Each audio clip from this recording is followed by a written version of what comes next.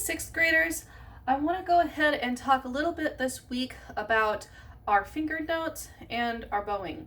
And the first thing I'm going to do is talk through our finger notes on the D string and G string for bass.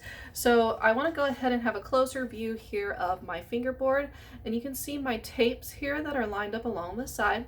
So we want to make sure that whenever you are placing your fingers on the tapes, try to make sure that you're using the tip of your finger, because that little part of your finger is going to be much more accurate at being in tune. If you find that your fingernails are too long, you're going to need to cut them short so that you can make sure that you can be on the tips of your fingers, and that will also allow you to create tunnels for your strings so that you can play more than one string at a time.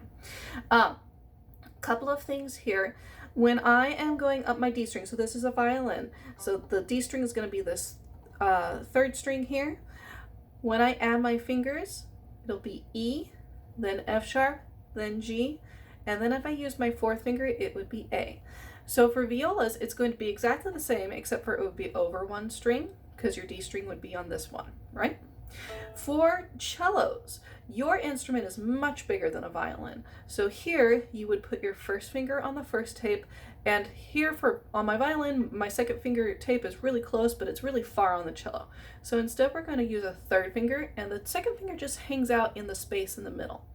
And then my fourth finger goes on the third tape. And then this other tape, you're just going to let be for a while.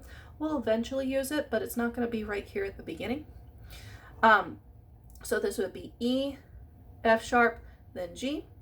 If you are playing bass, I'm going to go ahead and imagine that I have a big bass here, and that this is my first tape and this is my second tape. So for my bass, my first finger goes on E on the D string, and then my fourth finger goes on F sharp. So again, you have to imagine that I don't have those tapes in the middle there. So 1 is E, 4 is F sharp if you're on the tapes, and then to get the G, you're going to use your thinnest string, your G string there, and that's how you're going to get G. So those are the first 4 notes that we have for reading our notes.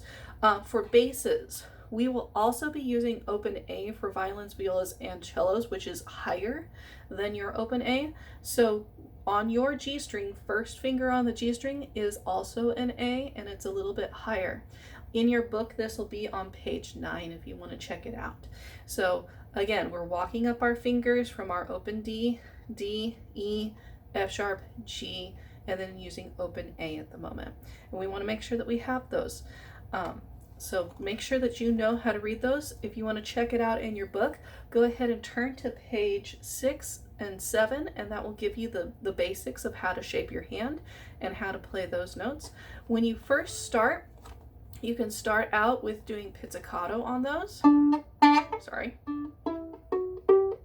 So you can hear the pitch change, but then we really quickly want to start moving to the bow.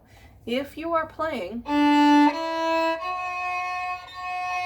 and you're getting a scratchy sound as you play, make sure you're making contact with your fingers all the way down to the fingerboard so that you're getting a solid sound.